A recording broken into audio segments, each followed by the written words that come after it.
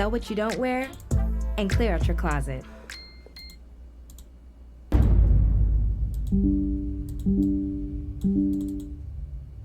Yeah, well said. Great points, man. But I gotta ask you about the Judge Joe Brown show. Why did that show end, if you don't mind me My asking? boy aged like for real, for real. He aged a pretty good, you know what I mean, a pretty good length. Cause last time I seen him, he didn't look like this. But I mean, he looked healthy. You know what I mean? He just old. You know what I'm saying? You speak. 15 years and they owed me $28 million and wanted me to take an IOU. And what was going on is a lot of chicanery happening. I had a contract that said I got 45% of the unadjusted gross. The stockholders newsletter for CBS said I was their most profitable show, and they listed the amount of money I was bringing in, and I wanted my 45% of it. And they started talking about what happened and started going through all kinds of changes. So every year I had to go through this in and out of them stealing money. And then at this point in time, see, I was in a special unit of CBS. It consisted of Dr. Phil, Oprah Winfrey, Judge Judy, and Judge Joe Brown. And there was a guy named Roger King who discovered Oprah and Phil that CBS brought in when he brought in Phil and Oprah, and they gave him me and Judy. He called me to a side and he said, man, they're doing you wrong. See, he wasn't a Hollywood type. He was a former pro football player. That boy country for real. He inherited this from his dad, who invented TV syndication. He said, I don't like what I'm seeing. I'm going to fix this up. So the last 4 or 5 years, I was beating Oprah every day in the rating. Well, Phil every day in the ratings, and Oprah every week in the ratings. But Oprah's the superstar, not Judge Brown. Right. CBS was saying I was their most profitable show and was greatly responsible for 14 consecutive quarters of increased profit, the last 4 of which were the most profitable in the entire history of CBS. Thanks to me. And then when I'm confronting to them, they want to give me an IOU for $28 million. What happened to the $28 million? Well, they found out that the first CEO we had embezzled $25 million, and they didn't want stockholders to find out about the theft. Next thing, they brought in some junior executives who come into a show that has been a hit for 12, 13 years. But they have nothing that they can claim as fame, so what they were doing was embezzling money to use to finance shows that they were setting up, every one of which was a flop. So I was over retirement age. I said, hey, I'm over 65, to hell with this. I'm retiring. I don't have to deal with this. So I hired a lawyer. I paid him all the retainers. It was interesting. He also represented some other prominent figures. But I got all my retainer checks returned from his law firm because he turned up missing, and that was 12 years ago, and nobody's seen him since. They think he's dead.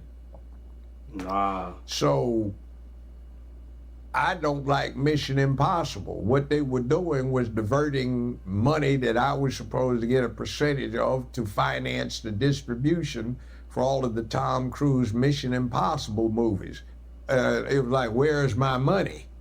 So in order to get your money, you have a contract provision that says you have a right to an independent audit, but the independent audit costs you $150,000, and it takes about 2 years to do. Wow. You have to wait in line. So what they'd always do is get with your agent, hey, if he drops this, we'll give him a more lucrative deal. So at one point, they were holding me out as the highest paid man in Hollywood, white or black.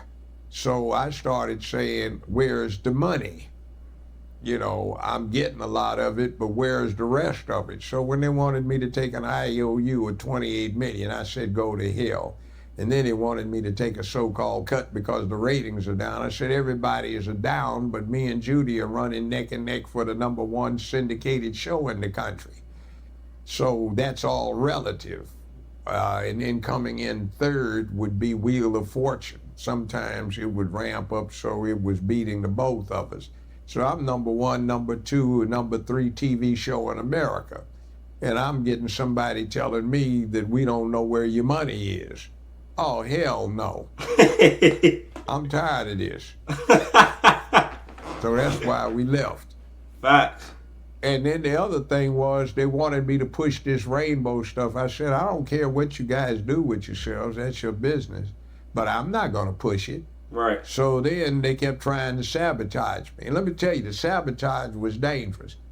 I got an offer from Wells Fargo to take 6 mortgages and consolidate them and give me less than 0.5% fixed interest rate. Hell, that's good. Not even 10%, not 6, not 4, but 0.5%. So hell yes. So I filled out the forms. Next thing I know, here's the FBI. What the hell? You made a knowingly false statement on a federal form that asks you, were you now or have you been in the last 5 years subject of a pending lawsuit? Not that I know of. What had happened? 7 times I'd been sued along with CBS, and they intercepted the lawsuit and didn't tell me. And they have somebody representing me like I hired them in court, and I don't even know they're doing it. And they're confessing me to doing something that the state Supreme Court said all of us would go to jail for if we actually did it. Bro, so basically, he basically saying because he wasn't pushing the agenda that they wanted him to push, they literally try to sabotage his name and make it seem like he was doing something and make it something that it ain't, because he wasn't pushing the agenda. And that's what come with that lifestyle. That's what come with that industry, bro. If you don't do what they want you to do, or you not pushing or throwing out things that they want you to throw out in the public eye's face, and you ain't with it, you ain't getting down with the program, they gonna do everything they can to sabotage your name, to get you out. If you start talking crazy, they try to do everything they can to take you out, silence you, bro. They do all that stuff, bro. Especially if you got a name like Judge Joe Brown. Like he said, he had a top 3 show on CBS. And you see how they were trying to finesse him out his money? Come on, brother. That's what they do. That's what they do. They use you dry until they can't use you no more. Then they try to do stuff like this. Sabotage you out your money. Trick you out your own spot. Put you in debt depending on what situation you in. Like, they do everything they can to manipulate people, especially people of color. You know what I'm saying? But they all have an agenda that they need to push. They all have certain things that they're trying to push and get out there. But it's people like Judge Joe Brown, that stand-up dudes, stand-up people that's like, I'm not with all that. You know what I'm saying? I'm going to just have to leave. You know what I'm saying? It is what it is. And they don't like that. They don't like when people don't get down with their program. So what they do, they go crazy. You know what I mean? They do stuff out of the ordinary. They try to put certain things on your name, try to attach things to your name. You know what I'm saying? Try to out you for certain stuff or stuff that you ain't never, like you say, he had somebody representing him in court confessing him doing something he didn't even know nothing about. They're trying to purposely sabotage his name. You know what I'm saying? How you sign a paper for Wells Fargo and next thing you know, FBI pop up out of nowhere. Bro, it's all connected, bro. They try to get him up out of here because he wasn't trying to push that agenda. He wasn't trying to push that rainbow. The Supreme Court said all of us would go to jail for if we actually did it.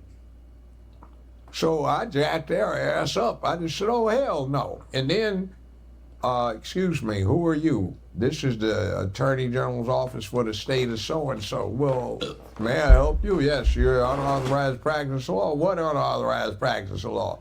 These bozos had hooked up with a legal form company, and they had a thing in there saying, ask the judge a question, and he will answer it personally. Question. My neighbor has 7 trees that border my driveway. He won't trim them, and they keep dropping branches in my drive. What shall I do? He's always gone on business. Answer. I would ask him politely to move them, and if he doesn't, hire a tree cutting firm and cut his trees down while he's out of town. That's way wrong, and I didn't say it, but somebody's getting me for unauthorized practice of law because these clowns did it in my name. It was dangerous what they'd come up and do, and you didn't know about it. Yeah, that's wild. That's wild, bro. They try to get my man up out of here. For real, for real. He wasn't trying to push that agenda. This print prints everything to get. He wasn't with all that they was on. You know what I'm saying? But that's the thing though. You can't force nobody to.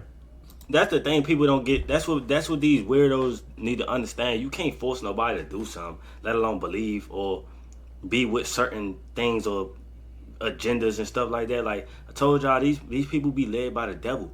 These people don't have a mind of their own. They are led by demonic people, demonic spirits, demonic entities, bro. You know, and then they have a job, bro. As much as you know God, as much as you know God works, the devil works just as hard. So that's literally, bro. I'm telling you, especially in Hollywood, bro. You would never, Slim. You would never catch me in Hollywood.